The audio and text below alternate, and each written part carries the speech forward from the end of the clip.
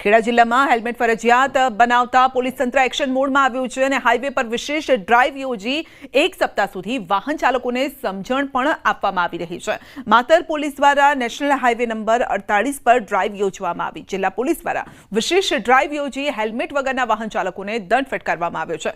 જિલ્લા પોલીસ દ્વારા ઓગસ્ટ મહિનાભર દ્વિચક્રી વાહન ચાલકોને હેલ્મેટ ફરજિયાત બાબતે જાગૃતિ કાર્યક્રમ યોજાયા છે અને નાગરિકોને સુરક્ષા માટે હેલ્મેટનો ઉપયોગ કરવા સમજાવવામાં આવ્યું છે। છતાં પણ અનેક વાહન ચાલકો નિયમોનું પાલન કરતા ન હોવાથી ખેડા જિલ્લામાં વિશાળ ચેકિંગ અભિયાન પણ હાથ ધરવામાં આવ્યું।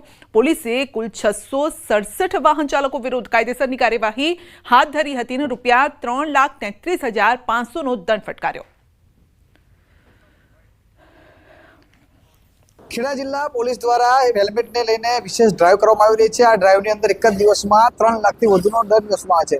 રોડ પર જતા જે અકસ્માત થતા હોય છે, અકસ્માત લઈને ઘણી વખત કેટલાક લોકોનો જીવ જતો હોય છે, ત્યાં લઈને જિલ્લા પોલીસ વડા દ્વારા સમગ્ર જે હાઈવે રોડ છે ત્યાં આગળ ડ્રાઈવ કરવામાં આવી છે। મારી પાછળ તમે અત્યારે જે પ્રકારે જોઈ શકો છો, પોલીસ દ્વારા અહીં આગળ અત્યારે ડ્રાઈવ ચલાવવામાં આવી રહી છે। જે પ્રકારે આ જે વાહન ચાલકો છે તે પોતે હેલ્મેટ વગર આવતા હોય તેમને ઊભા રાખવામાં આવે છે, કારણ કે હાઈવે પર પૂર ઝડપે જતા વાહન ચાલકોને જ્યારે એક્સિડન્ટ થાય છે ત્યારે હેલ્મેટના કારણે જીવ ગુમાવવાનો વારો આવતો હોય છે। ત્યાં લઈને પોલીસ અત્યારે સતર્કતા રાખી વાહન ચાલકો રોકી તેમને દંડ વસૂલ તેમજ ફરીવાર હેલ્મેટ પહેરે તેના માટે તજવીજ અત્યારે હાથ ધરવામાં આવી છે।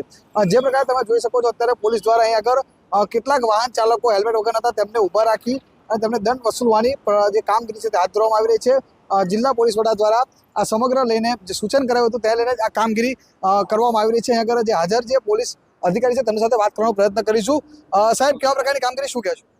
સર, મહેરબાન શ્રી પોલીસ અધિક્ષક સાહેબ ખેડાણાઓની સૂચના આધારે હાઈવે ઉપર વધારે એક્સિડન્ટો અને જનતાનું અકાળે મૃત્યુ થતું હોય છે, જેના આગમચેતી રૂપે હાલમાં પોલીસ અધિક્ષક સાહેબના માર્ગદર્શન પોલીસ ઇન્સ્પેક્ટર માતરના હોય આપેલ સૂચના આધારે આમ હાઈવે ઉપર ફેટલના બનાવો વધારે પડતા બને અને કોઈને એકના એક દીકરાઓના મૃત્યુ થતા હોય છે, નાના બાળકોના, જેથી હેલ્મેટ ડ્રાઈવ અંગે વધુમાં વધુ કડક કાર્યવાહી કરી આ અકસ્માત નિવારવા માટે કોઈનો જીવ બચી શકે એના માટે અમે પ્રયત્નશીલ પોલીસ અધિક્ષક શ્રી વિજય પટેલ સાહેબના માર્ગદર્શન હેઠળ કામ કરી રહ્યા છીએ અને વધુમાં વધુ લોકોને જાગૃત કરી રહ્યા છીએ કે આપ હેલ્મેટ બચાવો, પહેરો અને આપની જિંદગી બચાવો।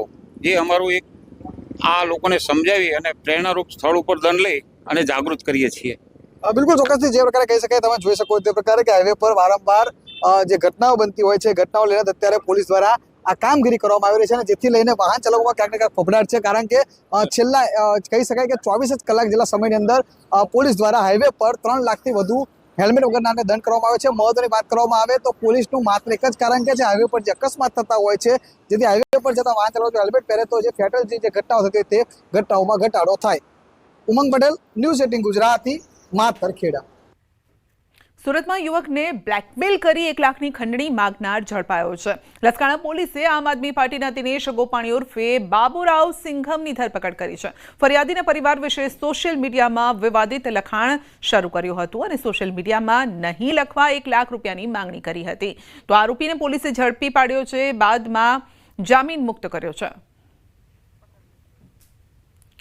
તો યુવકને બ્લેકમેલ કરી 1 લાખ રૂપિયાની ખંડણી માંગી હતી અને અલગ ટ્રીક પણ અપનાવી હતી। પહેલા તો સોશિયલ મીડિયામાં તેઓએ લખાણ લખ્યું હતું જે તે વ્યક્તિ વિશે અને ત્યારબાદ એ લખાણ ન લખવા માટે ખંડણી માંગવામાં આવી હતી અને તે પણ 1 લાખ રૂપિયાની ખંડણી માંગી। જો કે પોલીસ સુધી મામલો પહોંચ્યો અને ત્યારબાદ તેમને ઝડપી લેવાયો, પરંતુ જામીન પર મુક્ત કરાયા છે।